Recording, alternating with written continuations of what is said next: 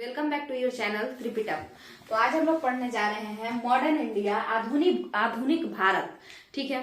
अब इस आधुनिक भारत में वैसे तो हम पहले भी पढ़ाए हैं, बट इस बार जो हम सीरीज स्टार्ट करेंगे ना, ये शुरू से स्टार्ट कर रहे हैं और इसमें हम और अच्छे से डीप में एकदम लेके जाएंगे। पीसीएस लेवल तक का जो है इसमें हम लोग देखेंगे। स्टेट पीसीएस लेवल हम पहले ही यहाँ पे लिख दिए हैं। तो शुरू करते हैं। और सबसे पहला जो टॉपिक होता है आधुनिक भारत की, अगर हम बात करें तो हम बात करेंगे कि भाई मॉडर्न इंडिया का शुरुआत कब से हुआ। तो देखिए, जैसे ही औरंगजेब मरा, 1707 में औरंगजेब मर चुका था, तो 1707 ईस्वी में औरंगजेब मरा और उसके बाद से ही हम लोग जो है ये आधुनिक भारत को कहते हैं कि समय आ गया। माने औरंगजेब का जो लड़का था, कौन, बहादुर शाह फर्स्ट, उसके शासन काल से ही हम लोग ये मान लेते हैं कि अब क्या हो गया है, अब मॉडर्न इंडिया की शुरुआत हो चुकी है। तो ये तो बात क्लियर है। मगर उसको हम लेटर मुगल्स तक का जो पोर्शन है वो मेडाइवल इंडिया में कवर करेंगे। तो आज उसके बाद जो स्टार्ट हुआ वो था एडवेंट ऑफ यूरोपियंस। हालांकि जो यूरोप के निवासी थे वो पहले से ही आ रहे थे, अकबर के जमाने से भी आ रहे थे, तो वो बात अलग है। मगर उसके बाद ही एडवेंट ऑफ यूरोपियन को देखा जाता है भारत के हिस्ट्री के कंटेक्स्ट में। तो हम लोग शुरू करेंगे एडवेंट ऑफ यूरोपियन से, यानी भारत में यूरोपियों के आगमन से। ठीक है। तो अगर हम बात करें कि भारत में यूरोपियों का आगमन, तो इससे कौन सा ऐसा जो प्रश्न है, जो क्वेश्चन है, जो पूछता है नॉर्मली, तो देखिए कि कंपनी कब बना। कई सारी कंपनी आई हमारे यहाँ, है ना। तो हमारे यहाँ कई सारी कंपनियां आई, तो उसमें ये देखिए टोटल कितनी कंपनी है, 6 कंपनीज है जो कि यहाँ पे आई। कोई कम दिनों के लिए शासन किया, कोई बहुत ज्यादा दिनों के लिए शासन किया। ठीक है। तो देखिएगा, पहले जो कंपनी बनकर के तैयार हुआ वो था पुर्तगाली एक कंपनी था। ठीक है। एस्तादो द इंडिया के नाम से इसको जाना जाता था। ठीक है। तो ये पुर्तगालियों का कंपनी था। तो पुर्तगालियों ने अपने कंपनी को कब बनाया, 1498 ईस्वी में। उसके बाद 1600 ईस्वी में ब्रिटिश ईस्ट इंडिया कंपनी बन करके तैयार हो गई, है ना। उसके बाद डचों ने, हाउटमैन नाम था उनका, कार्नेलियन डी हाउटमैन, डच ने बनाया 1602 ईस्वी में। उसके बाद डेनिश कंपनी। अच्छा, डच किसको कहते हैं, क्या आपको पता है? नीदरलैंड जो है आज के डेट में कहाँ है ये, तो ये बेल्जियम के पास पड़ेगा। जर्मनी के ऊपर, जर्मनी के माथा पे ये कंट्री है नीदरलैंड। ठीक है। एम्स्टर्डम, ये सब उसी का पुराना नाम डच है। उसी को हॉलैंड भी कहा जाता है। तो यही वही ये डच है। तो डच कंपनी का जो निर्माण हुआ ये 1602 ईस्वी में हुआ और ये कार्नेलियन डी हाउटमैन जो है वो बनवाए थे। डेनिश कंपनी फिर बनती है जो कि 1616 ईस्वी में बनी है। ये डेनिश कंपनी क्या है, डेनमार्क का जो कंपनी है ये 1616 ईस्वी में बन करके तैयार हुआ है। उसके बाद फ्रांस की कंपनी बनी, फ्रांसीसी, 1664 ईस्वी में, है ना। फ्रांसीसी कंपनी कब बन करके तैयार हुई, 1664 ईस्वी, यानी कि 1664 में। इसके बाद स्वीडिश कंपनी माने स्वीडन की कंपनी बनी 1731 में। क्लियर है। अच्छा, अगर हम एक बात करें कि ये जो कंपनियां हैं, ये जितनी भी कंपनियां हैं, ये अगल बगल ही बनी है। पुर्तगाल को अगर आप छोड़ दें, अगर आप पुर्तगाल को हटा दें, तो अगर आप देखें यहाँ पे, तो ये सारा कंपनी लगभग आसपास में ही आपको देखने को मिलेगा। जैसे कि अगर हम बात करें तो जर्मनी को हम कंसीडर करके थोड़ा बहुत देखने का कोशिश करते हैं। जर्मनी को कंसीडर करके हम लोग थोड़ा बहुत देखने का कोशिश करते हैं। तो मान के चलिए कि ये जर्मनी है। ठीक है। तो जर्मनी के ऊपर आपको पड़ जाएगा कौन सा, देखिए, तो वो है डच यानी बेरेक्स बने नीदरलैंड। तो यहाँ पे डच था तो वो अपना बना लिया। ठीक है। अब जर्मनी आपको पता होगा कि वो फ्रांस के ही बगल में है। तो मान के चलिए जर्मनी, इधर फ्रांस ले लेते हैं, तो इधर फ्रांस हो गया आपका। इसके बाद अगर हम लोग बात करें तो फ्रांस के ऊपर नॉर्थ चैनल पार करके हम लोग इंग्लैंड पहुंचते हैं, यानी ब्रिटेन पहुंच जाते हैं। तो ये हो गया, है ना। और डेनमार्क कहाँ है, तो डेनमार्क भी आसपास नहीं है। फिर स्वीडन कहाँ है, तो स्वीडन जो है वो डेनमार्क से नजदीक है। स्वीडन जो है वो फिनलैंड, स्वीडन, ये सब एक साथ है, तो वो डेनमार्क से नजदीक है। स्कैंडिनेवियन कंट्रीज में इनको लिया जाता है। ठीक है। तो कुल मिला जुला करके सब अड़ोसी पड़ोसी लोग हैं, सारे के सारे यूरोप के आसपास के हैं। पुर्तगाल थोड़ा नीचे है। पुर्तगाल का कहानी सुनिए। सबसे पहले पूर्वी क्षेत्र माने देखिए, ये लोग पश्चिमी देश हुए, वेस्टर्न कंट्रीज हुए, और हम लोग जितने भी हुए एशिया अफ्रीका वाले, ये लोग पूर्वी कंट्री हुए, माने ईस्टर्न कंट्रीज हुए, एशिया, साउथ ईस्ट एशिया जो भी हुआ वो लोग पूर्वी कंट्रीज, ठीक है। तो देखिएगा, तो सबसे पहले जो पूर्वी कंट्रीज में जिसका रुझान आया, जिसको लगा कि भाई पूर्वी कंट्रीज जो है वो बड़ा प्यारा है और वहां हम लोगों को जाना चाहिए क्योंकि वहां बहुत पैसा है, तो ये पुर्तगालियों को ही सबसे पहले आया। सबसे पहले किसको आया? पुर्तगालियों को आया। क्यों आया उस पे तो चर्चा करेंगे ही। यहाँ पे देखिए पहली बार कंपनी 1498 में बनी है ना, मतलब पुर्तगाली पहले ये आए, समझिए इस बात को। कंपनी का बात ये है कि 1498 ईस्वी में एक इंसान आया था, वो कोई सम्राट नहीं भेजा था, वो एक व्यापारी था जो इधर आया था अपना माल वाल लेकर के और बेचना था उसको, एक छोटा मोटा अपना व्यापार का ये था। तो वो 1498 में हुआ था, ठीक है। और उसके बाद 1503 में वहां से सारा ग्रुप ऑफ व्यापारी आ गए, जिसको कौन सपोर्ट कर रहा था? कंपनी सपोर्ट कर रहा था, कंट्री, पुर्तगाल के राजा सपोर्ट कर रहे थे और इस तरीके से वो आ गया, ठीक है। तो कहने का मतलब क्या है कि ये सारे लोग अगल बगल के लोग थे, है ना, सारे लोग अगल बगल के लोग थे। अब इस बात को समझिए कि अगर हमारे अगल बगल में केवल चोर टाइप के लोग रहेंगे तो ज्यादा चांस है कि हम लोग क्या बनते हैं? चोर टाइप के ही इंसान बन जाते हैं। वही अगर हमारे अगल बगल में ज्यादातर ऐसे लोग रहें जो कि ज्यादा पढ़े लिखे हों, अच्छे लोग हों, है ना, सभ्य लोग हों, तो ज्यादा चांस है कि हम लोग कैसे बनते हैं? सभ्य बनते हैं, क्योंकि हम उसी से मोटिवेशन फील करते हैं कि भाई देखो वो जो है इस फील्ड में अच्छा किया है तो हम लोग भी अच्छा कर सकते हैं। और अगर कोई डकैती में अच्छा कर रहा है तो सभी लोग उसको देख के भी मोटिवेशन फील करते हैं कि अच्छा ये डकैत जो डकैती करके अमीर हो रहा है तो हम भी हो सकते हैं। तो क्योंकि ये जो थे ये लोग चोर टाइप इंसान थे, ये यूरोपियन कंट्रीज जो थे ये देख रहे थे कि किस तरीके से लूट खसोट करके हम लोग बाकी कंट्रीज हमारे अगल बगल की अमीर होते जा रही है, तो इसीलिए ये लोग भी सोचे कि हम लोग भी अपना अपना कंपनी बनाते हैं और इधर उधर लूटना शुरू करते हैं। कारण सिर्फ यही था कि इधर अगल बगल में ही कई सारे कंपनीज बने और ये कंपनियां पूर्व क्षेत्र की ओर जाने लगी, ठीक है। अब देखिए कि आखिर ये कंपनियां पूर्व क्षेत्र की ओर यानी कि ईस्टर्न साइड में ही क्यों आ रही थी? क्या कारण है कि ये कंपनी ईस्टर्न साइड में आ रही थी? क्वेश्चन बनता है कि नहीं? पूर्वी क्षेत्र के प्रति यूरोपियों का क्यों रुझान हुआ, है ना। तो इसका शुरुआत अब हम लोग करते हैं और उसके बाद समझने का कोशिश करते हैं। देखिए ये जो लेक्चर है ये लेक्चर काफी ज्यादा इंपॉर्टेंट है हिस्ट्री को समझने के लिए। ये कोई फैक्ट बेस्ड लेक्चर नहीं है, केवल और केवल रटने वाला है नहीं। इसमें अगर आप पढ़ेंगे तो आप अगर किसी नॉर्मल पीसीएस का क्वेश्चन अगर इस पे बेस्ड आएगा मेंस बेसिस पे और आपका हिंदी अच्छा होगा अगर लिखने का, क्योंकि मेरा तो हम हिंदी ज्यादा गलत लिखते हैं, मगर अगर आप हिंदी अच्छे से लिखते होंगे ना तो इस लेक्चर का देख करके उसके बाद आप उसको समझ सकते हैं और अच्छा एक आंसर जनरेट कर सकते हैं। देखते हैं हम लोग शुरू से। तो देखिए सबसे पहले तो ये लोग सभी भाई लोग क्या किए? कंपनी बनाए। कंपनी बनाने का कारण क्या था? तो हम अभी बताएं कि अगर आपके अगल बगल सभ्य लोग रहेंगे तो ज्यादा चांस है कि आप सभ्य हो जाएंगे, क्योंकि आपको उसी से मोटिवेशन फील होगा, लगेगा कि हाँ भाई हमको भी ऐसा बनना है। मगर अगर आपके अगल बगल ज्यादातर डकैत टाइप के, चोर टाइप के लोग रहेंगे तो आप भी सेम टू सेम वैसे ही हो जाएंगे, क्योंकि आपको लगेगा कि वो फ्लरिश कर रहा है डकैती में तो हम भी फ्लरिश करेंगे, तो इससे अच्छा है हम भी डकैती करते हैं, ठीक है। तो ये जितनी भी कंपनियां थी इनके माइंडसेट में भी ऐसा ही था, ठीक है। तो ये और कहीं जाकर के चोरी डकैती करती, इनको पूर्व क्षेत्र में और बेसिकली इंडिया में ऐसा क्या लगा कि भाई इधर ही जाना चाहिए, है ना, ऐसा आखिर क्यों लगा? तो देखिए इसी पे बात करना है। आपको पता है बहुत पुराने जमाने में, आखिर कितना पुराना जमाना? तो रोमन एम्पायर का जमाना। रोमन साम्राज्य जब चल रहा था, माने जब अच्छा काम कर रहा था, माने फेमस था जिस जमाने में रोमन साम्राज्य, ठीक है। तो उस जमाने में माने 1400 समथिंग में रोमन साम्राज्य जो है वो बर्बाद हो चुका था, तो उसके पहले की बात है। तो उसके पहले जो है, और खास करके कहिए कि जब मुसलमान जो इस्लामिक एम्पायर बना, जो कि मौलाना पैगंबर हजरत मोहम्मद साहब के आने के बाद बना है, इस्लामिक एम्पायर जो है वो बनना शुरू किया है, तो हम इसको ले सकते हैं कि 7th सेंचुरी।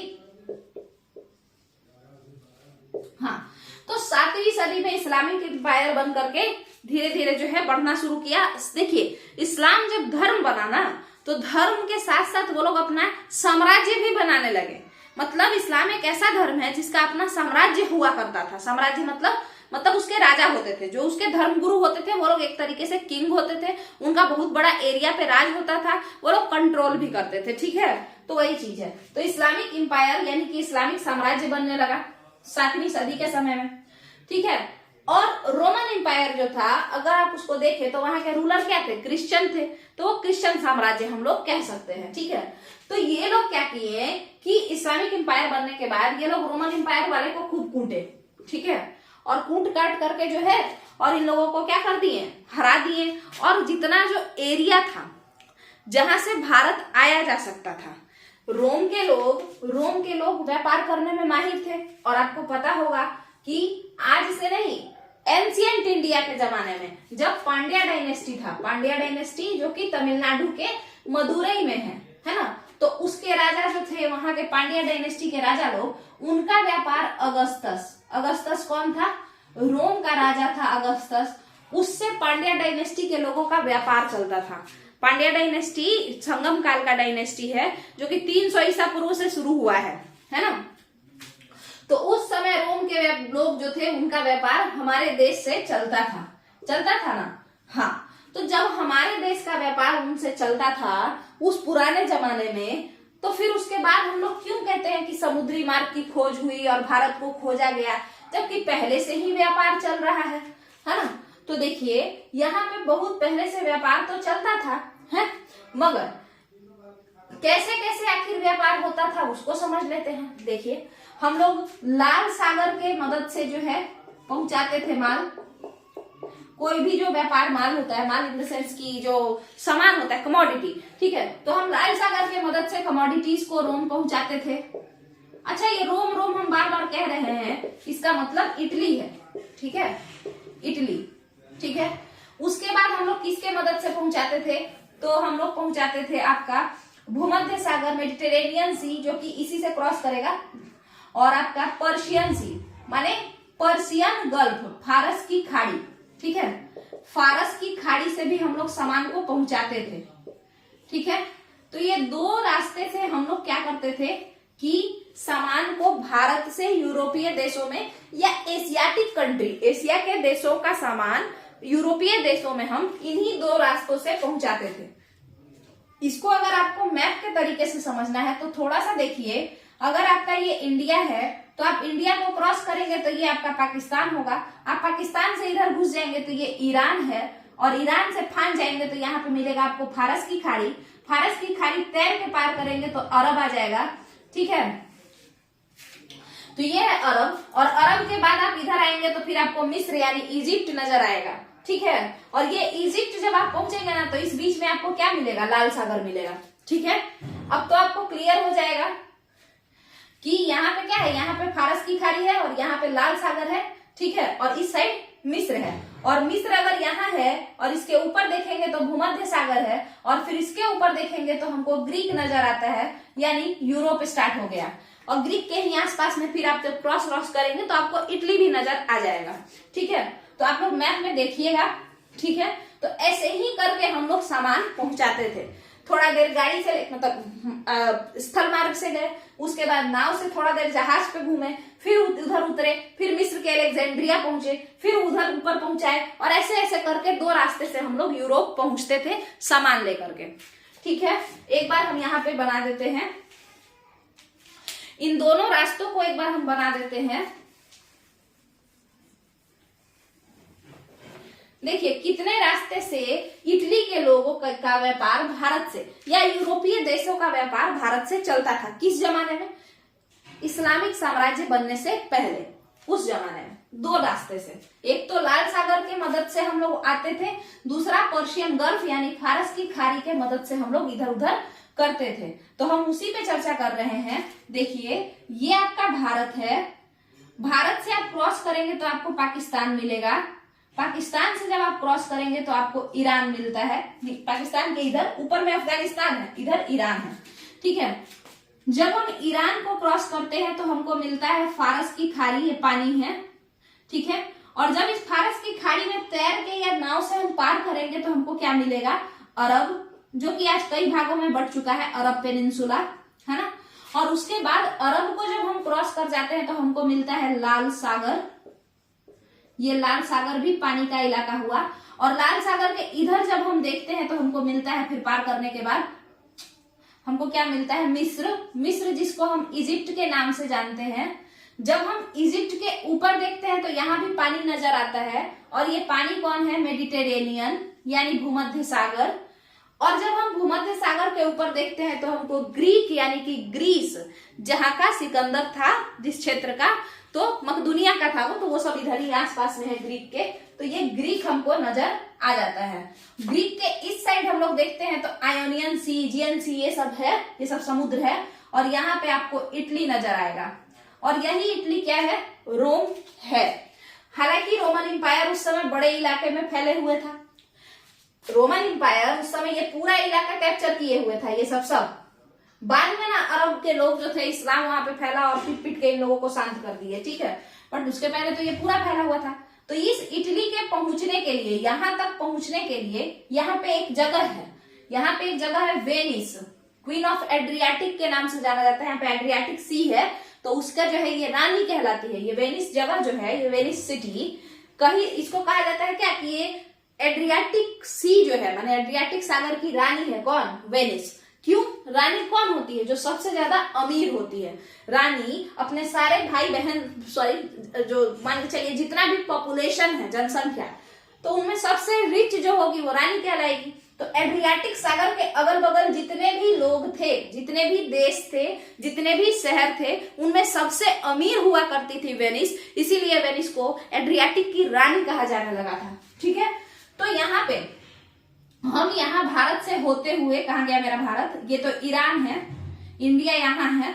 इंडिया से होते हुए पहुंचते थे पाकिस्तान और ईरान, और उसके बाद फिर पर्शियन गल्फ। एक तो इस रास्ते से फिर ऊपर चढ़ के इराक होते हुए पहुंच जाते थे हम लोग, और एक सीधे यहाँ से नहीं लेके चलते थे, यहाँ से इंडिया से चल दिए और लाल सागर, गल्फ ऑफ एडन, ये सब होते हुए पहुंचे, और उसके बाद फिर ऊपर चले गए, ठीक है। तो दो रास्ते से हम लोग जाते थे। मगर हुआ क्या कि जब इस्लामिक एम्पायर का विकास हुआ, यानी जब अरब के लोग जब साम्राज्य बनाना शुरू किए, एक नए धर्म के विकास होने के बाद, तो उन्होंने सबसे पहले इस रास्ते को कैप्चर कर लिया। यहाँ से जिसको भी जाना है, यहाँ से जिसको भी जाना है, हमको टैक्स दो, और नहीं तो फिर हम खुद सामान इधर से खरीद के लाएंगे और यूरोप में बेचेंगे, है ना। और नहीं तो फिर तुम टैक्स दो, अपना सामान लेकर के जाओ। ये जो टैक्स होता था सामान से ज्यादा महंगा होता था, तो लोग जाना कम कर दिए। जो यूरोपीय व्यापारी थे वो इधर आना कम कर दिए, जो भारत साइड के या एशिया साइड के लोग थे वो लोग भी इधर जाना कम कर दिए।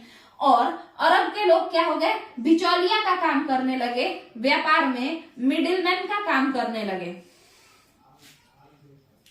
क्या यहाँ तक का क्लियर है। इसके बाद ये वाला रास्ता था क्या, पर्शियन गल्फ। तो पर्शियन गल्फ भी तो अरब के ही साइड हुआ ना, तो इस रास्ते पे भी ये लोग बैन लगा दिया। यहाँ पे अपना क्या किया, सेना इकट्ठा करके खड़ा कर दिया और बोला कि इधर से अगर किसी को जाना है तो या तो टैक्स दे के जाओ, या फिर हम ही इसको कहो हम सामान ला देंगे, बदले में हमको रुपया दे देना और हम थोड़ा रुपया ज्यादा लेंगे।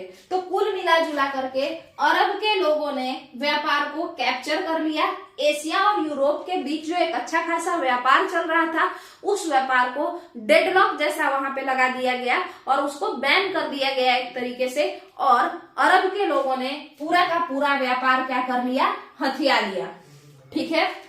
अरब के लोगों ने क्या किया, पूरा का पूरा व्यापार हथिया लिया। तो जब अरब के लोगों ने पूरा का पूरा व्यापार हथिया लिया, और ऊपर से इन लोगों पे, अरब के लोग मुसलमान थे, ज्यादातर यूरोपियन कौन है, क्रिश्चियन है ना। तो ये लोग खूब इन लोगों को पीटता था, मतलब मुस्लिम वर्सेस क्रिश्चियन झगड़ा चलना शुरू हो गया, ठीक है। अब यूरोप में माहौल कैसा हो गया, इन लोगों के वजह से जो झगड़ा दोनों में हो रहा था, उसके वजह से यूरोप का माहौल बहुत ही ज्यादा कैसा था, खराब था। तो खराब इन्वायरमेंट में हम लोग चाह के भी बिजनेस तो नहीं कर सकते हैं, तो बिजनेस का यहाँ पे कोई व्यापार का जो है सुविधा नहीं था। तो यूरोप के लोग सोचे कि एक एरिया बिजनेस के लायक है ही नहीं। दूसरा एक तो ये सब कारण हो गया कि लड़ाई झगड़ा बहुत था, तो यूरोपीय लोगों ने सोचा कि व्यापार के लायक ये एरिया नहीं है। तो हम लोग कहीं और जा करके बसेंगे। कई सारे लोग भागे भी उस समय, ठीक है। ये जो झगड़ा था तो उस बीच में कई सारे लोग इधर उधर भाग गए, ठीक है। तो ये भी कारण था एक, और भी कई सारे कारण हैं। तो एक तो ये कारण था कि लोग सोचे कि इधर उधर भागते हैं, ऐसा नहीं कि पूर्व की तरफ ही भागते हैं, ऐसा नहीं है कि सिर्फ पूर्व की तरफ भागते हैं, इंडिया ही रहेंगे या चाइना ही रहेंगे, ऐसा नहीं है। यूरोप के लोग क्या करना शुरू किए कि कुछ लोग इस साइड भागे, माने वेस्ट के साइड, और कुछ लोग यूरोप से ईस्ट के साइड भागे, ठीक है। जैसे स्पेन के जो निवासी थे वो कहाँ चले गए, यूएसए का खोज कर लिए। अब आपको कमेंट में बताना है कि यूएसए का खोज कौन किए थे, जो कि स्पेन के निवासी थे, ठीक है। और पुर्तगाल के जो निवासी थे उनको मिला, पुर्तगालियों को ये मिला था कि तुम लोग ईस्ट के साइड खोजना, तो ईस्ट के साइड को खोजने आए और वो क्या खोज लिए, इंडिया खोज लिए, ठीक है। तो एक तो ये कारण था कि मुस्लिम इन्वेजन यूरोप पे बार बार हो रहा था, यूरोपियन कंट्रीज पे बार बार मुस्लिम इन्वेजन हो रहा था, तो उनको एक अच्छा माहौल चाहिए था रहने के लिए भी और व्यापार करने के लिए भी। तो एक तो ये भी कारण था कि ये लोग खोज पे निकल गए नए नए जगहों की, तो बसने के लिए भी जो है ये निकले। अब बात करते हैं और क्या क्या कारण था, उस पे भी बात करते हैं, देखिएगा।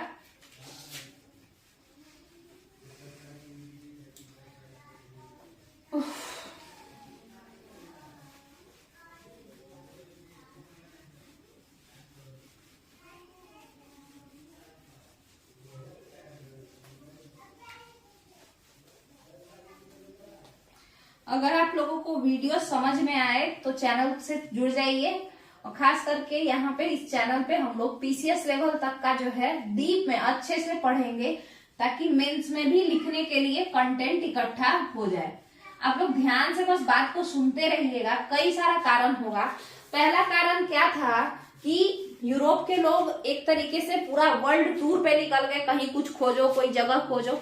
तो पहला कारण ये था कि यूरोप पे बार बार मुस्लिम का अटैक हो रहा था, पूरे के पूरे यूरोपीय महादेश पे ही मुस्लिम इन्वेजन बहुत ज्यादा हो रहा था। और यही एक कारण है कि ये लोग, ये भी एक कारण है, यही एक कारण है नहीं, ये भी एक कारण है कि मुस्लिम आक्रमणकारों से जो है बचने के लिए ये लोग एक लोकेशन ढूंढ रहे थे, और इसी कारण से कुछ लोग उस साइड गए, माने पश्चिमी क्षेत्र में गए, और कुछ लोग पूर्वी क्षेत्र की तरफ आए खोजते हुए, ठीक है।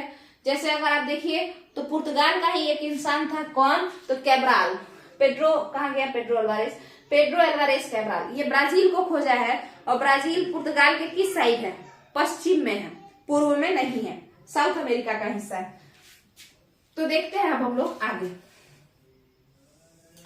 ये जो आपका पहला कारण हो गया। दूसरा कारण क्या था, देखिए कि वेनिस जो है, कौन, वही जो रोम वाला कहानी सुना है, तो रोम की वही वेनिस, उसके बारे में हम लोग समझते हैं कि वेनिस तो पहले से ही मालामाल थी, है ना। वेनिस जो सिटी है वो पहले से ही बहुत ज्यादा क्या थी, उसके पास पैसा बहुत सारा हो चुका था, क्योंकि पहले से ही व्यापार कर रही थी। उसके बाद फिर बैन लग गया, अरब के व्यापारी दोनों तरफ से बैन कर दिए। बट उसके बाद क्या हुआ ना, जब लड़ाई झगड़ा स्टार्ट हुआ ना, तो देखने को क्या मिला कि यूरोप में लोग एक चीज समझ गए। जब लड़ाई स्टार्ट हुआ तो यूरोप के लोग एक बात समझ गए कि भाई यहाँ पे रिलीजन को लेकर के बहुत ज्यादा झगड़ा है। तो कोई भी जो रिलीजन है ना, वो केवल ज्यादा झगड़ा को ही प्रमोट कर रहा है। रिलीजन ना कह के आप कहिए कि कोई भी जो रिलीजियस हेड्स हैं, जो धर्म के प्रधान लोग हैं, है ना, धार्मिक लोग हैं, या धार्मिक मुखिया लोग कहिए, ये लोग शांति को प्रमोट नहीं कर रहे हैं, भाईचारे को नहीं प्रमोट कर रहे हैं, मतलब ये पीस एंड हार्मनी को प्रमोट नहीं कर रहे हैं, बल्कि ये किसको प्रमोट कर रहे हैं, रिलीजियस कॉन्फ्लिक्ट को प्रमोट कर रहे हैं, यानी ये धर्म युद्ध को प्रमोट कर रहे हैं, ठीक है, क्रूसेड्स उसको कहते हैं, तो उसको प्रमोट कर रहे हैं। तो यूरोप के लोगों ने कहा कि ये सब करने से कोई फायदा नहीं है, और ऊपर से बहुत ज्यादा पिटा भी चुके थे। तो जब ज्यादा हम लोग पिटा जाते हैं तो सोचते हैं कि ये भाई लड़ाई में कोई कुछ नहीं रखा है, हम लोग को ये सब नहीं करना चाहिए। तो यूरोपियन लोगों ने थोड़े दिन के लिए इस चीज से संन्यास ले लिया, और वो लोग क्या करने पे निकल गए, इन्वेंशन, इन्वेंशन मतलब कि हम लोग आविष्कार करेंगे। किन चीजों का आविष्कार?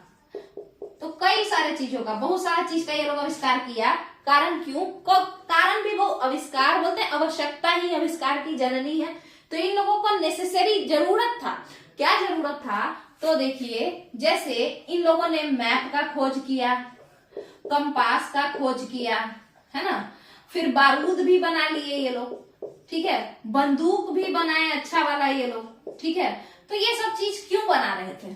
क्योंकि इनको आवश्यकता थी। और हम पहले ही बोले कि कहा जाता है कि आवश्यकता ही आविष्कार की जननी है।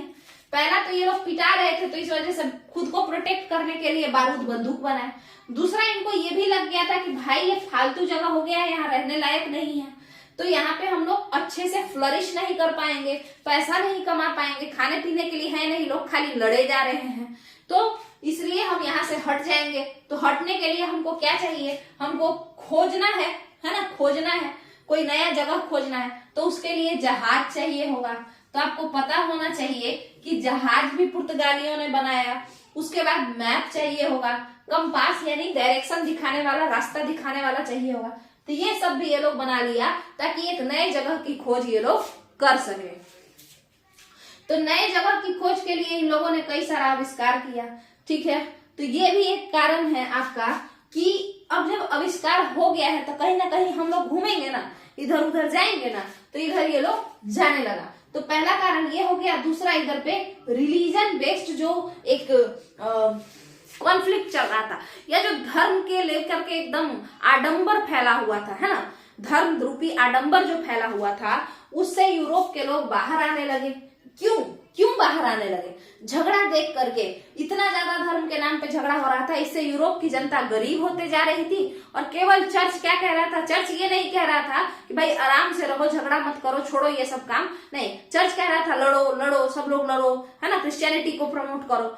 तो गरीब जनता ये सोचने लगी कि कैसा आदमी है ये लोग, राजा और जो चर्च है, ये लोग कह रहा है कि लड़ो, यहाँ पे हम लोग का खाने का नहीं जुट रहा है, भूखमरी आ गया है, डिजीज से लोग मर रहे हैं, और ये लोग केवल लड़ाई की बात करता है। तो एक तरीके से जो यूरोप के लोग थे, उनके मन में, उनका अंतर मन में एक रेनेसा माने पुनर्जागरण हो गया। उनको मतलब इनलाइटन हो गए। वो इनलाइटन होना मतलब अंदर से उनके मन में ज्ञान आ गया कि नहीं, झगड़ा करने से कोई मतलब नहीं है, हम लोग को अपने फायदे का चीज और अपने प्रोटेक्शन का चीज बनाना होगा, है ना, और हम लोगों को अलग अलग रास्ता, अलग अलग जगह ढूंढना होगा जहां पे हम फ्लरिश कर सके। क्योंकि यहाँ का राजा, यूरोप के ज्यादातर जो उस समय के राजा थे, वो भी झगड़ा में इन्वॉल्व थे, और चर्च भी खाली झगड़ा को ही प्रमोट करता था, वो कुछ अच्छा काम नहीं कर रहा था।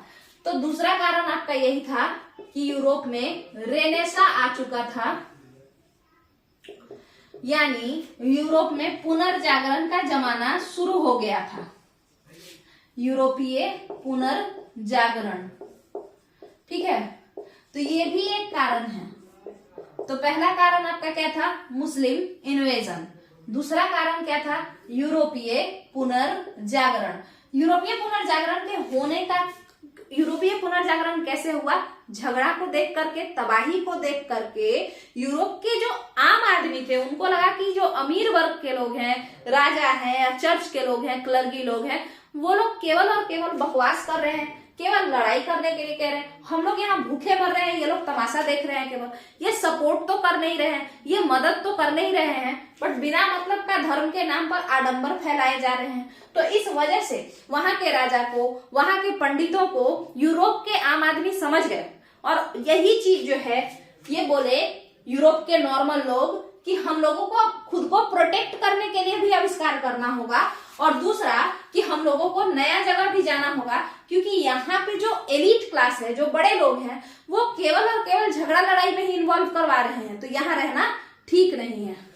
तो ये दो कारण हुआ।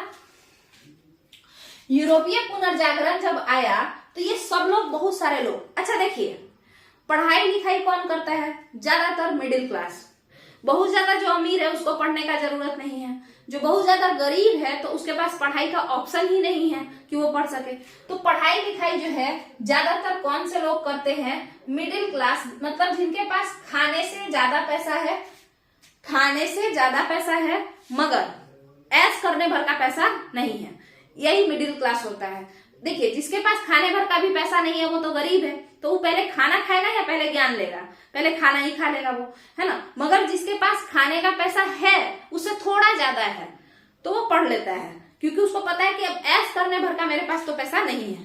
तो वहां पे भी, यूरोप में भी कुछ ऐसे लोग थे जिनके पास थोड़ा बहुत पैसा था, ठीक है। तो वो पढ़ना लिखना शुरू कर चुके थे, और वो लोग जब पढ़ना लिखना शुरू किए और जब उनको पुनर्जागरण हुआ, जब उनको ये आभास हुआ पढ़ने लिखने से कि नहीं नहीं ये लोग प्रोटेक्ट नहीं कर रहा है, तो वो लोग ये सब बात ना अपने अपने कहानी में, मतलब बुक्स वगैरह लिखना शुरू कर दिए, जिसको हम साहित्य कहेंगे, और उसमें अपना अपना बात बताना शुरू कर दिए। जैसे अगर आप दांते के बारे में पढ़े होंगे, दांते जो इटली के रहने वाले हैं, डिवाइन कॉमेडी वो लिखते हैं, तो उसमें वो एक झगड़ा चम्मच के मदद से कहानी बताए हैं कि स्वर्ग और नर्क को कंपेयर किए हैं, और वो कॉमेडी मतलब एक व्यंग्यात्मक तरीके से, ठीक है, मतलब स्वर्ग और नरक का दृश्य दिखाए हैं दांते अपने एक बुक में जिसका नाम है डिवाइन कॉमेडी। और वो एक हंसी मजाक में समझाने का कोशिश किए हैं कि जहां पे झगड़ा हो रहा है ना, वहां पे कोई खुश नहीं रह सकता है, ठीक है। तो ये झूठ मूठ का कि भगवान को हम प्रोटेक्ट कर रहे हैं और इस वजह से हम झगड़ा कर रहे हैं, तो ये गलत बात है। ये दांते बताए हैं उसमें। तो साहित्य का इसमें विकास हुआ। साहित्य में क्या क्या लिखा गया, वही सब किताब, मतलब जो पुनर्जागरण के समय जो लोग सीखे ना, वही सब किताब में लिखा गया। दूसरा, पुनर्जागरण के समय में ये जो कुछ लोग सोचा तो लिख दिया, कुछ लोग को जो दिमाग आया वो पेंटिंग में बना दिया। क्या बना दिया? पेंटिंग में बना दिया। जैसे राफेल बनाते हैं, राफेल नाम के एक इंसान थे जो क्या बना दिए? The last supper. The last supper क्या है? तो इसमें ईसा मसीह है जो कि अंतिम बार खाना खा रहे हैं, भोजन कर रहे हैं, और वो सबको बांट रहे हैं, जो कि काफी कम भोजन है, बट फिर भी वो सबको बांट रहे हैं। तो ये भी पुनर्जागरण का ही एक पार्ट है। इसमें कहीं ना कहीं राफेल ये दिखाना चाहते हैं कि चर्च का काम क्या है कि जितना भी कम रिसोर्स है उसी में सबको बांट चोट के खाया जाए, सब लोग मिल बांट के रहा जाए, ना कि झगड़ा किया जाए कि भाई वो तो हड़प रहा है तो चलो उससे लड़ते हैं, है ना। तो ये इसको राफेल दिखाने का कोशिश किए हैं। तो देखिए, पुनर्जागरण से लोगों के मन में जो एक्सप्रेशन आया, जो भी बिलीफ उत्पन्न हुआ, जो भी विचारधारा उत्पन्न हुई, उसको कुछ लोगों ने किताबों में लिखा, तो कुछ लोगों ने क्या किया? पेंटिंग बना दिया, उसका मूर्ति बना दिया, स्कल्पचर बना दिया, ये सब चलने लगा। अब देखिए इससे क्या फायदा हुआ। इससे फायदा ये हुआ कि इटली के लोग जो है वो कुछ ज्यादा ही क्या हो गए? ओपन माइंडेड हो गए। अब उनको झगड़ा में मन लगता नहीं था, ठीक है। अब ओपन माइंडेड तो ये हो गए, उनको झगड़ा में मन लगता नहीं था। ये लोग इन्हीं किताबों को, इन पेंटिंग्स को, इन सबको बेचना शुरू कर दिए, ठीक है, और लोगों तक पहुंचाने लगे। पूरा का पूरा यूरोप में ये सब जो है मार्केट में खूब सामान बिकना शुरू हो गया। और इटली में अपर मिडिल क्लास जो है एक वर्ग बन करके उभरा। ये अपर मिडिल क्लास क्या होता है? देखिए, अपर मिडिल क्लास एक सबसे, हमको मेरे हिसाब से देखिए तो अपर मिडिल क्लास सबसे खुशहाल इंसान, जिसके पास पैसा भी बहुत सारा है, जिसके पास काम भी कम है ना। जैसे देखिए, अगर कोई बहुत अमीर है तो उसके पास टेंशन भी बहुत सारा है। बट अपर मिडिल क्लास जैसे डॉक्टर हो गया कोई, तो ये लोग कैसा होता है? ये कोई बहुत अमीर लोग नहीं होते हैं, बट फिर भी ये कैसे है? Upper middle. इनको ना खाने का कमी है, इनका जीवन एकदम ऐश से बीतेगा, ठीक है। तो ये वही क्लास था, अपर मिडिल क्लास, यानी जिनके पास ऐश करने का भी समय है। जो अमीर है ना, उसके पास फालतू का टाइम वेस्ट करने का भी समय नहीं है। बहुत अमीर लोगों की हम बात कर रहे हैं। बट अपर मिडिल क्लास के पास वर्क लाइफ बैलेंस उनका अच्छा होता है। तो ये जो बिजनेसमैन लोग हुए, ये अपर मिडिल क्लास कहे जाने लगे, ठीक है। अब ये लोग अमीर होने लगे। तो जब ये अमीर होने लगे, कहा कि इटली के लोग सब जगह पुनर्जागरण का जो कॉन्सेप्ट था उसको बेचे, और बेच बेच के अमीर हो गए। खास करके वेनिस वाले जो कि पहले से ही अमीर थे, अब तो और अमीर हो गए, ठीक है। अब इस चीज को देख करके जो बाकी यूरोप के लोग थे, वो लोग क्या किए? वेनिस के लोगों से, इटली के लोगों से जलना शुरू कर दिए। जलन की भावना शुरू हो गई, ठीक है। और ये जो जलन की भावना हुई, हुई, इस कारण से भी ये लोग सोचे कि अब हम लोग कैसे अमीर हुआ जाए। तो यहाँ फिर वही बात कि यूरोप में तो वैसा माहौल है ही नहीं कि बहुत ज्यादा हम लोग जो है फ्लरिश कर सके, क्योंकि झगड़ा हो रहा था बाकी देशों में। तो हम लोग एक काम करते हैं, कहीं और जाते हैं और वहां पे थोड़ा बहुत जगह खोजेंगे और उस जगह पे व्यापार करेंगे। ठीक है, तो ये हिसाब किताब था। और इटली के लोग जो थे, अब इसको हम लिख देते हैं। तो पहला कारण क्या था? पहला कारण मुस्लिम इन्वेजन हुआ। लड़ाई झगड़ा देख के गरीब लोग सोचे कि भाई फालतू बात है, हम लोगों को पढ़ाई लिखाई पे ध्यान देना चाहिए, लड़ाई झगड़ा पे ध्यान नहीं देना चाहिए, है ना। और हम लोगों को अलग अलग जगह खोजना चाहिए ताकि हम वहां जाके आराम से रह सके।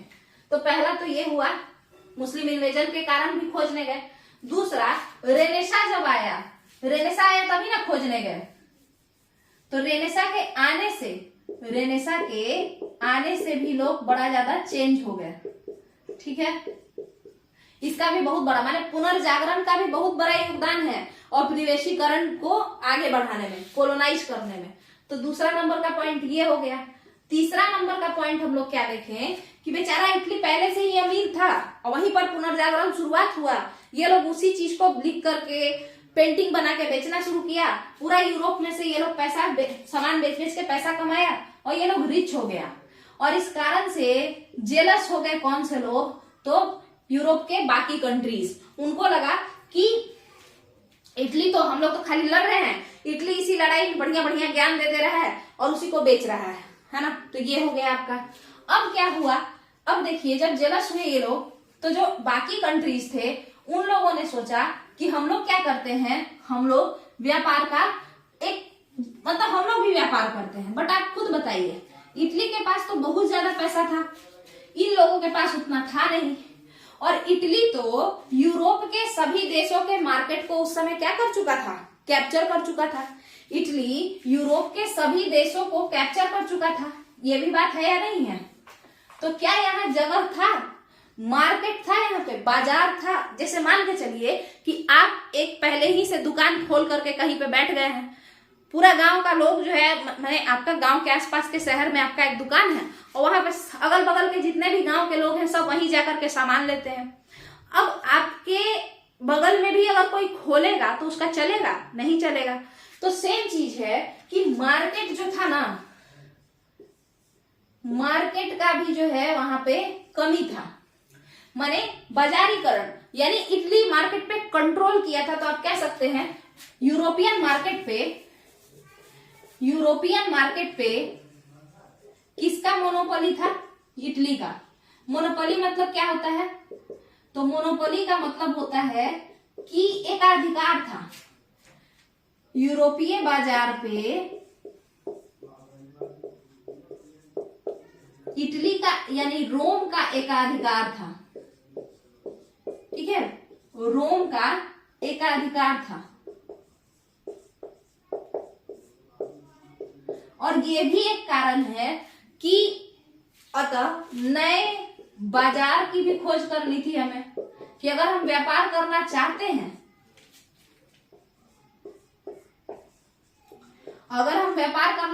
तो हमको नया कंज्यूमर चाहिए, कस्टमर भी नया चाहिए, बाजार नया चाहिए, है ना। तो ये भी एक बात हो गया। अब देखिए, सब होने के बाद, सब फ्लरिश करना जब शुरू हुआ, तो उसके बाद क्या हुआ कि मार्केट अच्छा चलने लगा, खूब एकदम बढ़िया से सब चीज चल रहा है, बिक भी रहा है। तो उसके बाद कच्चा माल की भी आवश्यकता पड़ेगी या नहीं? यानी जो हम बेच रहे हैं उसके लिए सारे के सारे यूरोप के लोग कह रहे हैं हम लोग क्या बनेंगे? हम लोग सब लोग बिजनेसमैन ही बनेंगे। तो पूरा यूरोप का सामान ये लोग बना दे रहा है, सबको बनाना ही है, किसी को खरीदना नहीं है, सब बना के बेचेगा। तो फिर कच्चा माल यानी रॉ मटेरियल्स, जाहिर सा बात है यूरोप महादेश से, किसी बाहर के महादेश से मंगाना पड़ेगा। कच्चा माल सारे के सारे अगर यूरोप के वासी कहेंगे कि हम लोग बिजनेसमैन ही बनेंगे, तो कच्चा माल रॉ मटेरियल जो है सामान बनाने के लिए वो किसी और महादेश से मंगाना पड़ेगा। तो उसके लिए भी ये लोग एशिया महादेश, अमेरिका महादेश, ये सब जगह घूमने चले गए। तो ये भी एक बात है। तो ये सारा चीज तो है ही। अब देखिए एक और खास कारण, ये लोग कहीं भी जा सकते थे, कहीं भी, मतलब पश्चिमी क्षेत्र में भी जा सकते थे, पूर्वी क्षेत्र में भी, बट पूर्व के तरफ ही क्यों आए? तो उसका और एक सबसे इंपॉर्टेंट कारण ये है, और वो है कि मार्को पोलो नाम का एक इंसान था। मार्को पोलो नाम का एक इंसान था, वो चीन की यात्रा पे आया था। वो कहाँ आया था? चीन की यात्रा पे आया था, और वो अपने यात्रा वृतांत में, यात्रा वृतांत को हम बोलते हैं, बता देते हैं, इंग्लिश में उसको बोलते हैं ट्रेवलर्स अकाउंट। ठीक है, ट्रेवलर्स अकाउंट। तो मार्को पोलो का जो ट्रेवलर्स अकाउंट था, या उसका जो बुक था, उसमें वो लिखा था कि पूर्व में बहुत ज्यादा संपत्ति है। समझ में आया? माने ईस्ट जो है, ईस्टर्न वर्ल्ड, वहां पे संपत्ति यानी संपदा यानी रिसोर्सेज बहुत ज्यादा है। अब पहला तो ये है, उसका किताब जो लोग पढ़ा वो सब पागल हो गया, बाप रे बाप इतना अमीर लोग, चलो वहीं लूटेंगे। तो ये भी एक कारण था। पहला कारण पूर्व की तरफ आने का रुझान क्यों हुआ, ये कारण। और दूसरा जो सबसे इंपॉर्टेंट कारण है, वेनिस की समृद्धि। हम पहले ही कहें कि पुनर्जागरण का यूज तो वेनिस किया, बट उससे पहले भी तो वो अमीर था। क्यों? देखिए, रोम तो पहले ही से यहाँ से व्यापार करता था। रोम पहले ही से भारत से और बाकी जो देश हैं एशिया के, वहां से व्यापार करता था। वो तो बाद में ना अरब के लोग आए और दोनों तरफ से बंद कर दिए। अरब के लोग आए, ये अरब के लोग थे, इधर साइड में आपका लाल सागर था, यहाँ वाला भी बंद कर दिए, और इधर साइड में पर्शियन गल्फ यानी फारस की खाड़ी थी, तो इसको भी बंद कर दिए, इस रास्ते को भी बंद कर दिए। कहे कि जिसको भी जाना है हमको टैक्स देके जाओ, नहीं तो हम सामान लाके देंगे और हमसे खरीद लेना, हम एक्स्ट्रा पैसा हमको दे देना। तो दोनों तरफ से बंद हो गया। बट इसके पहले जब अरब के लोग नहीं थे, जब रोमन एम्पायर था, तो उस समय में, माने जब अरब में इस्लाम नहीं फैला था, इस्लामिक साम्राज्य, तो उस समय में तो यहाँ से भी हम जा सकते थे और यहाँ से भी जा सकते थे। तो उस पुराने जमाने में तो ये लोग खूब पैसा दम भर कमा चुका था। और उसके बाद जब ये बैन हो गया ये रास्ता, और जब लड़ाई स्टार्ट हुआ, और लड़ाई के बाद जब रेनेसा आया यानी पुनर्जागरण आया, तब तो मैंने सबसे पहले फर्स्ट नंबर पे क्या बना के बेचना शुरू कर दिया?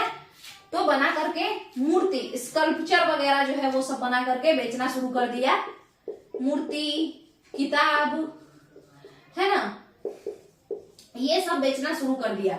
और इस कारण से भी वेनिस बहुत ज्यादा जो है पैसा कमाया, और जो कि जलन का भावना पैदा किया पूरे यूरोप में।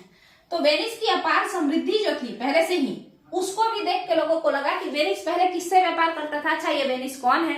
वेनिस एक शहर है जो कि इटली में है। ठीक है, तो लोगों को लगा कि वेनिस जो है वो पहले से भी बड़ा अमीर था पुराने जमाने में। और वो क्यों था? तो पता चला कि पूर्व से व्यापार करता था, ईस्टर्न साइड जाता था, वहां से व्यापार करके लाता था। तो यानी कि सच में मार्को पोलो झूठ नहीं कह रहा है, सच में ही पूरब साइड में बड़ा पैसा है। और यही कारण हुआ कि यूरोप के लोगों में पूर्व को लेकर के एक अलग ही फैसिनेशन स्टार्ट हो गया। बड़ा ही ज्यादा उन लोगों को लगा पता नहीं कोई कुबेर का खजाना वहां रखा है। और जितने भी लोग थे सब पूरब के साइड का रास्ता खोजने में एकदम पागल से हो गए। ठीक है, और यही कारण था कि लोग इंडिया को खोजना शुरू किए दोबारा से।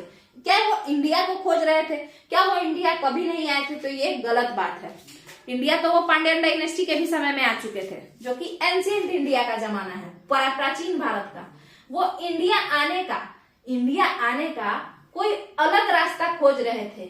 समझ में आया? क्योंकि लाल सागर से आना बैन था, फारस की खाड़ी से आना बैन था, तो हम लोग तो फिर पुर्तगाली जो थे, यूरोपियन जो थे, वो इंडिया जाने का एक और रास्ता कोई ढूंढ रहे थे कि कहीं से तो इंडिया जाए, कहीं से तो यूरोप का जो है उधर से रास्ता बने, क्योंकि बीच में तो अरब वाले रोक दे रहे हैं। तो यूरोप से एशिया के लिए हम लोग रास्ता खोज रहे थे, बेसिकली यूरोपियंस खोज रहे थे। ठीक है, तो वेनिस की समृद्धि को देख करके यूरोपियन जो थे वो खोजने लगे भारत आने का समुद्री रास्ता। और दूसरा मार्को पोलो का जो ट्रैवलर्स अकाउंट था उसको देख करके, उसको पढ़ करके भी हम लोग सोचे, यूरोप के लोग सोचे कि एशिया के लोग बड़े अमीर हैं, तो एशिया जाने का रास्ता खोजना जरूरी है। ठीक है, तो ये आपका यहाँ पे हम इसको समझाने का कोशिश किए हैं। दूसरे नंबर का टॉपिक, यूरोपीय का पूर्वी क्षेत्र में रुझान। यूरोप के लोगों का, यूरोपियन का पूर्वी क्षेत्र में रुझान क्यों था वो बता दिए, और किन किन कारणों से औपनिवेशीकरण जो है वो हुआ है ना। बाहर औपनिवेशीकरण क्या होता है? जब हम किसी और संस्कृति को डोमिनेट करते हैं, उसको अपने संस्कृति से प्रभावित करते हैं या अपने संस्कृति को उसके ऊपर थोप देते हैं, तो हम ऐसे ही चीज को औपनिवेशीकरण कहते हैं। हालांकि औपनिवेशीकरण में संस्कृति के साथ साथ क्या केवल कल्चर में धार्मिक संस्कृति ही होगा, तो ये बात गलत है। हमारा जो अर्थव्यवस्था होगा उसको भी थोप देंगे, हमारे बिहेवियर को थोप देंगे, हम अपना कपड़ा लत्ता थोप देंगे, हम अपना लैंग्वेज भी थोप देंगे किसी और पे। ये सारा मिला करके औपनिवेशीकरण कहलाता है। और जो इंसान पे हम थोपे हैं या जिस देश पे हम अपना ये सब तामझाम थोप दिए, अपना कल्चर, अपना लैंग्वेज, अपना इकोनॉमिक सिस्टम, वो जो देश है जिसपे हम थोप दिए हैं ये सब, वो मेरा उपनिवेश कहलाएगा, वो मेरा कॉलोनी कहलाएगा। ठीक है, तो यहां तक का आपका क्लियर होगा कि यूरोपियों का पूर्वी क्षेत्र में रुझान क्यों था। ये एक बड़े ही अच्छे तरीके से हम समझाने का कोशिश किए हैं। इसके बाद समुद्री मार्ग की खोज कौन कौन किए हैं? बेसिकली इंडिया आने के लिए, क्योंकि हम लोग मॉडर्न इंडिया पढ़ रहे हैं ना, वर्ल्ड हिस्ट्री तो पढ़ नहीं रहे हैं। तो इंडिया आने के लिए समुद्री मार्ग का खोज कौन कौन किया है? तो उसमें सबसे पहले जो इंडिया को लेके कुछ ज्यादा ही फैसिनेटिंग थे वो थे आपके नेविगेटर प्रिंस हेनरी, पुर्तगाल के थे ये एक इंसान, और उनको नेविगेटर का उपाधि दिया गया था। फिर बार्थोलोम्यू दियाज आ भी गया था केप ऑफ गुड होप तक, अफ्रीका तक, फिर बेचारा वापस चला गया। फिर वास्को दी गामा आए, फिर ऐसे करके पुर्तगाली लोग आने लगे। और जब पुर्तगाली लोग आने लगे और पैसा कमा करके, वास्को दी गामा 60 गुना ज्यादा मुनाफा कमा करके गया था। तो जब ऐसा हुआ तो पुर्तगाल के जो राजा थे उनको लगा कि हमको खुद एक कंपनी, मतलब मेरा कंपनी, सारे व्यापारी को मिला करके हम भेजेंगे, उसको प्रोटेक्ट हम करेंगे, बट जो वो कंपनी है ना वो राजा के नाम पे जानी जाएगी। तो उसके बाद पुर्तगाली राजा अपने तरफ से एक कंपनी भेजा, और जिसमें 1503 ईस्वी में 1503 में वो किसको, अल्मीडा नाम के गवर्नर, पुर्तगाली गवर्नर को यहाँ पे भेजा, जो कि सारे पुर्तगाली कंपनियों को कंट्रोल करेंगे। और उसको राजा को जाहिर सा बात है टैक्स मिलता, पैसा फायदा होता, तो ये सब हुआ। तो हम लोग अब अगला टॉपिक जो पढ़ेंगे वो पढ़ेंगे कि समुद्री मार्ग की खोज कैसे हुई, क्योंकि 2 रास्ता रोक दिया जा चुका है, लाल सागर और फारस की खाड़ी वाला। तो अब समुद्री मार्ग की खोज कैसे हुई। तो आज के टॉपिक में जो हम लोग देखे हैं वो बेसिकली यही देखे हैं कि आखिर जो यूरोप था उसको पूरा वर्ल्ड टूर पे निकलने का क्या जरूरत पड़ गया। स्पेन के इधर भाग रहे हैं, कोई उधर भाग रहा है, ये देखें। दूसरा, उसको इतना ज्यादा आविष्कार करने का शौक क्यों हो गया, है ना, तो देखिए पिटाने के वजह से हुआ था, ठीक है। और तीसरा कि यूरोप पूरा वर्ल्ड टूर तो किया, बट पूर्वी क्षेत्र जो ईस्टर्न वर्ल्ड है उसमें इसका इतना अट्रैक्शन, इतना रुझान, इतना जो उसका इंक्लाइनेशन, उसको कहिए झुकाव क्यों था, क्यों यूरोप के लोग पूर्वी क्षेत्र में आना चाहते थे। तो उनकी मजबूरी भी थी, पिटा रहे थे ना वहां पे, और गरीब भी हो गए थे, तो ये भी था। और दूसरा क्या है कि वो यहाँ आकर के जब देखे और उनको पता चला कि ये लोग जो है फूट डालो शासन करो, ये फूट डालने पे लड़ लेंगे, तो वो लोग सोचे चलो यही बसते हैं, यहाँ पे खूब लूटेंगे भी और राजा बन के बढ़िया से रहेंगे। वहां तो पिटा रहे थे, ठीक है। तो इन्हीं कारणों से जो है ये इधर पूर्वी क्षेत्र में आ गए, जो कि मेन 2 कारण ये था इनको इधर अट्रैक्ट करने का, मार्को पोलो और कौन, वेनिस की समृद्धि, प्रोस्पेरिटी ऑफ वेनिस, इटली, ठीक है। तो यहाँ पे इस वीडियो को खत्म करेंगे। समुद्री मार्ग की खोज जो पुर्तगालियों ने ही बेसिकली किया इंडिया के लिए, तो उसको हम लोग देखेंगे। और फिर उसके बाद हम पुर्तगाली जो राजा वाला जो कंपनी है उसमें कौन आया, अल्फोंसो दी अल्बुकर्क, सबसे पहले तो अल्मीडा आया था, अल्मीडा के बाद अल्बुकर्क आया था, उसके बाद कई लोग आए, बट उसके बाद एक फेमस जो था उसका नाम था नीनो दा कुन्हा, और एक इंसान था डिसूजा।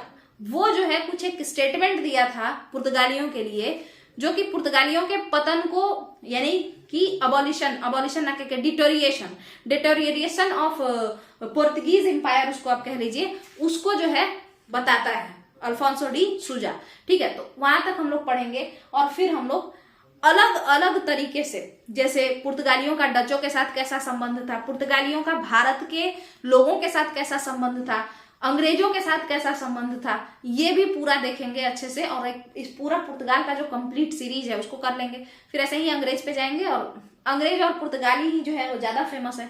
डेनिश, स्वीडिश ये लोग उतना ज्यादा इंपॉर्टेंट नहीं है। डच भी थोड़े से इंपॉर्टेंट है। फ्रांसीसी भी कुछ दिन तक ले अच्छा यहाँ पे तहलका मचाए हैं, तो उनको भी हम अच्छे से पढ़ेंगे। बट डेनिश कंपनी और स्वीडिश कंपनी उतना ज्यादा इंपॉर्टेंट नहीं था।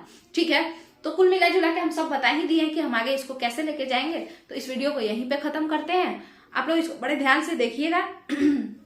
इसमें काफी मेहनत लगा है समझाने में, काफी अच्छे से पढ़ना पड़ा है, और ये आपका टीसीएस में बड़ा ज्यादा इंपॉर्टेंट रहेगा, चाहे वो आपका मेंस लेवल हो या इधर हो पीटी वाला। पीटी में तो कॉन्सेप्ट पूछेगा, अब तो पूछता है, कॉन्सेप्ट भी पूछ देता है ना, और चाहे वो इंटरव्यू लेवल हो। चलिए यहीं पे वीडियो को खत्म करते हैं। आप लोग देखिए कि क्या कंटेंट समझ में आ रहा है या नहीं।